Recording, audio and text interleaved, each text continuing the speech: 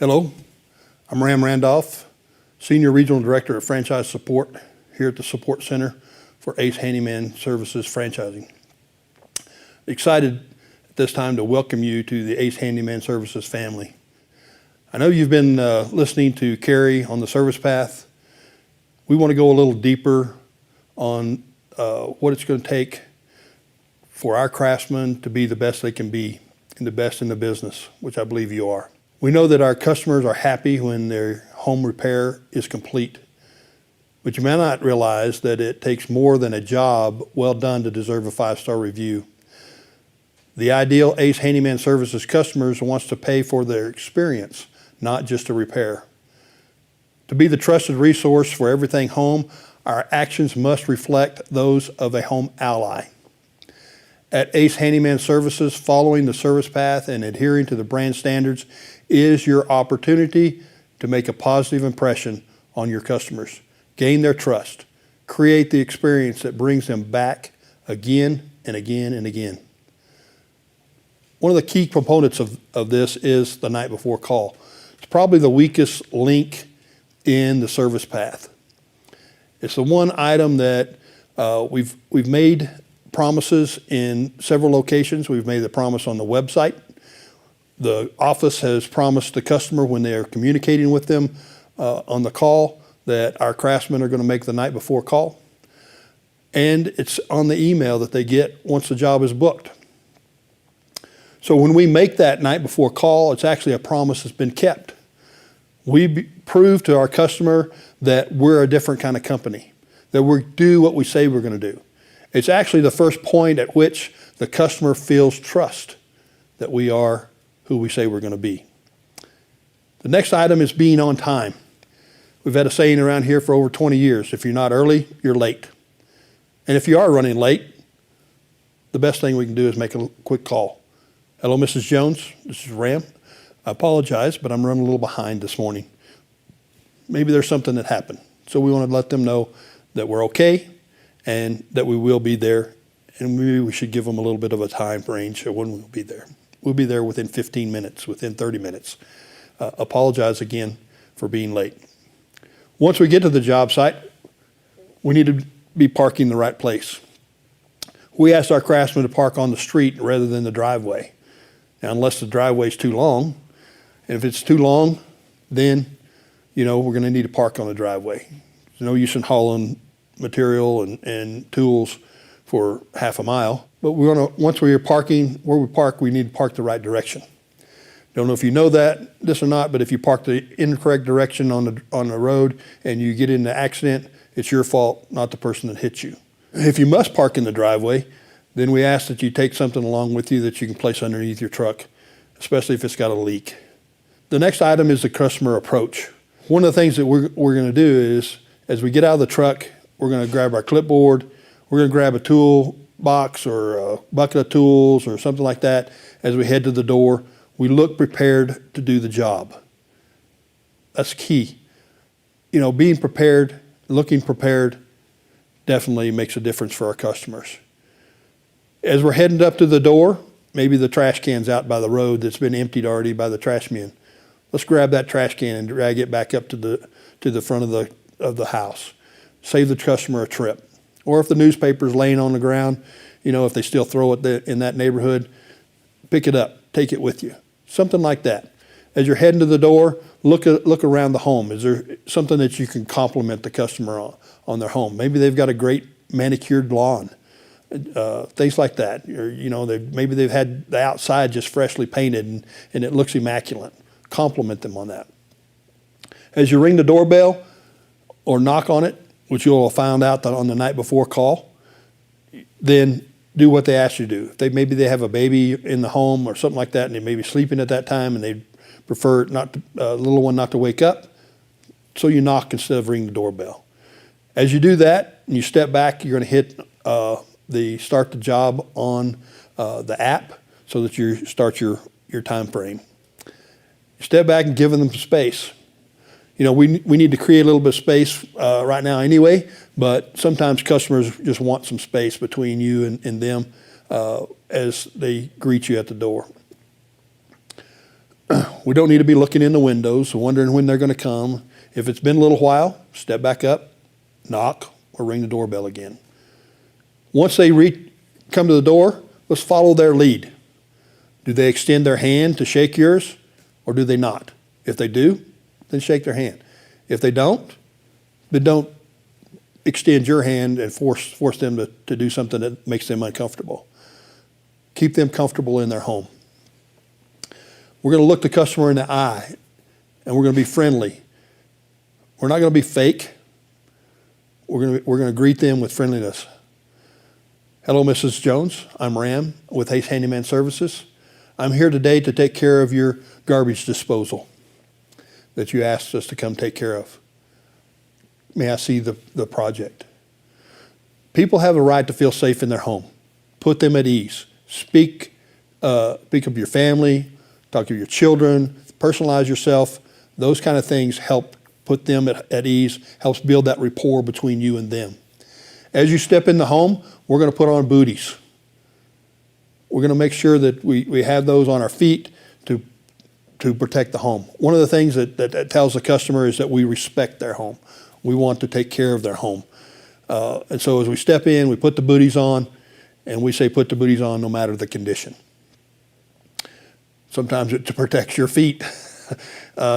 If there's something, you're walking back to see the job, and if there's something prominent in the home out there, then talk about it. Maybe they've got some dolls or some spoon that they've been collected, things like that are prominent, or maybe they've gone hunting and have mounted their elk on the wall. Compliment them on that. They're on display for a reason, so we should at least extend the courtesy of complimenting on it. This is a critical stage in that rapport building. It sets the tone for the job, for the time that you're on the job. So be at ease, talk to them, be friendly, build that rapport. Once you get to the job, let's review the project. Let's look at what they've got. We look at the time frame that the office has given the customer. Maybe they've given them a half-day project or something like that. Then we're going to look at it, and we're going to determine if that fits. You're the professional. The office staff has seen pictures. They've given a good guesstimate of what it's going to take to do the project. But you're the professional. You're the one that knows how long it should take you to do that job. So once you've inspected the project, then you're going to give the customer a range. If we've been set up for a half-day project and you look at it, you go, I can get this done in 3 to 4 hours. Matter of fact, you might want to look for a couple other projects that I can take up that whole half-day for you if you want that whole half-day. I think I can get it done quick enough that I may need to do a few other things. So once you've established the time frame for the customer and the customer agrees with your time frame and wants you to do the project, then we're going to get authorization signatures. There is a place for 2 signatures, the customer signature and your signature. This makes it a contract. In most states, that was required, so we added it to the dispatch so that we get 2 signatures on the deal, making it a contract. So please get that. So once we get the signatures, though, we're going to plan the job. We're not going to run to the store right away. We're going to get started taking the project apart. Foresight is perhaps the most valuable skill that a craftsman has, and it's hard to acquire. You spent years and years acquiring that aspect, so utilize it. Think about what you're going to do. Think about which project you need to do first. If you've got multiple jobs, multiple things to do on a particular area, then think about which ones am I going to do first and which one am I going to do last, and prioritize them. Once we got that kind of thought out, then we're going to go out to our truck. We're going to grab some drop cloths, and we're going to bring that into the property, and we're going to protect the property. If we have to drop the appliances, or if we have to drop over some furniture, let's have that kind of stuff around so that we can protect their property. Maybe it's a situation where you're going to have to go down a narrow hallway and you're going to have to be carrying material, and they've got stuff on the wall that needs to be removed because you might knock it off. Then let the customer know.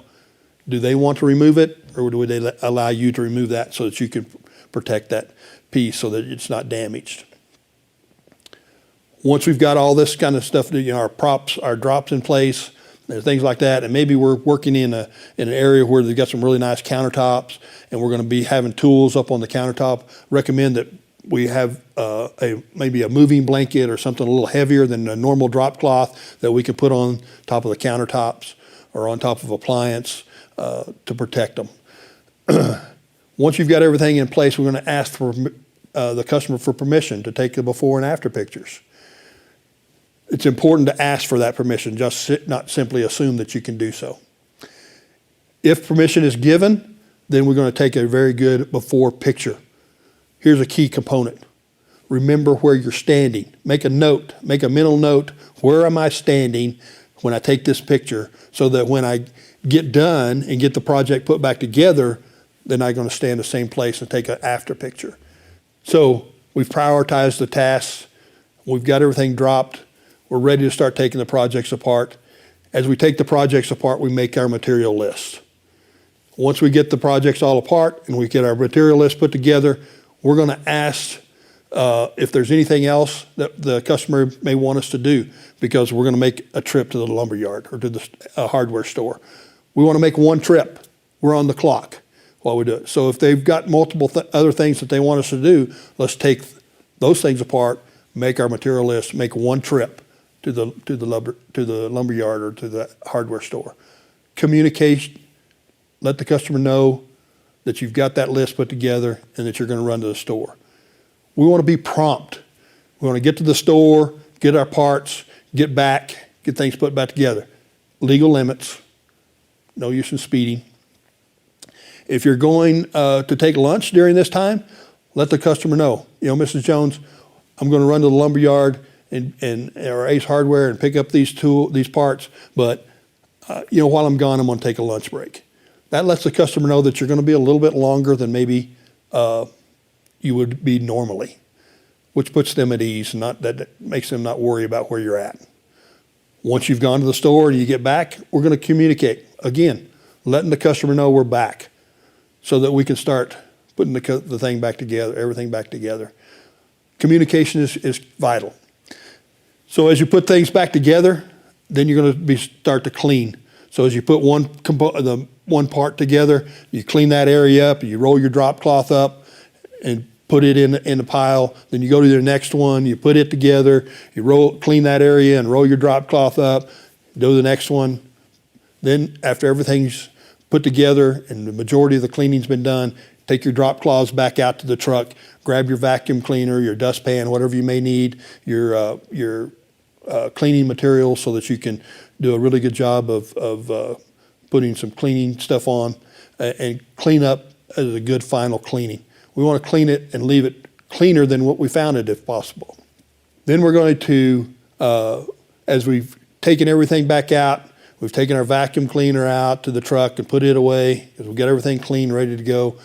We're going to sit in the truck and we're going to take a few minutes and put our invoice together in the truck, not in the customer's countertop, not at their table, but out in your truck, so that you can do it with peace and privacy. Then once you get the invoice put together, we're going to go back to the home, and we're going to greet our customer, and we're going to go over that invoice with them. We're going to show them how the pieces work. If maybe we put in a remote control ceiling fan, we're going to show them how the remote control works. Maybe we put in a dimmer switch that has a preset on it, so we can show them how to set that preset. Different thing. We're going to demonstrate what we've installed so the customer understands how to use it. And then we're going to ask them if everything that we've done today is to their satisfaction. If it's not to their satisfaction, we want to fix it today. We don't want to come back. Reduce cost everybody money. Cost you money, cost the customer time, which could cost them money because maybe they had to take off work, and it's going to cost the franchise owner money. So please, ask if everything is done to their satisfaction, and if not, fix it. Simple as that. It actually has been proven in our system that the craftsmen that do this and ask that everything's done to their satisfaction, and if it's not, they fix it, they get better reviews than the other craftsmen sometimes in the system. So it's a good key component to utilize. Now then, we're going to show them the invoice. We're going to gain their satisfaction guarantees, signatures and stuff like that, that we've got everything done to their satisfaction. Well, when we're showing them the invoice, we're not going to simply just quote them what they owe us, $1,122.16. We don't ever do that. We go over the invoice item by item. We show them where our labor was. We show them what our material was. We show them where our service charge is, all that kind of stuff. Show them each component of it.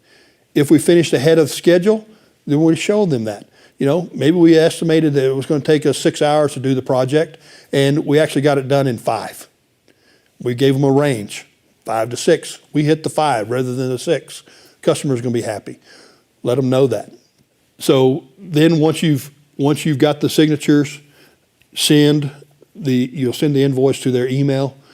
You'll let them know that the invoice has been sent to their email account, and they can see it there. They can see that it's been paid, all that kind of stuff. There's going to be a place for them to respond or give a review. Ask them if they would please give a review. We're going to run at this time now and maybe jump back in and get our after pictures. Everything's been cleaned up. Everything looks great. The customer's satisfied. We take that after picture. Remember, where was I standing when I took that before picture? Now it looks the same, and it looks much more improved because of what we've done. Once that's done and you're ready to leave the home, we're going to give them some business cards. You've got business cards where you can put your name on it. Give them some of those so they can pass them out to their friends and neighbors. That way, they promote you. If a customer calls with your business card from a friend of theirs and said, hey, and somebody gave me your business card, oh, whose name on it? James's. Okay, who's going to get to do that job? James is going to get to do that job because James did what we asked him to do. Always remember, you represent Ace Handyman Services and your franchise owner. You've got signage on your vehicle. You're wearing the Ace Handyman Services logos. You're always visible, whether you're shopping, whether you're driving down the road, or whether you're working around a home. You may not see them, but the neighbors will take note of your presence. Make them glad you were there. Once again, I want to welcome you to the Ace Handyman Services family. Congratulations.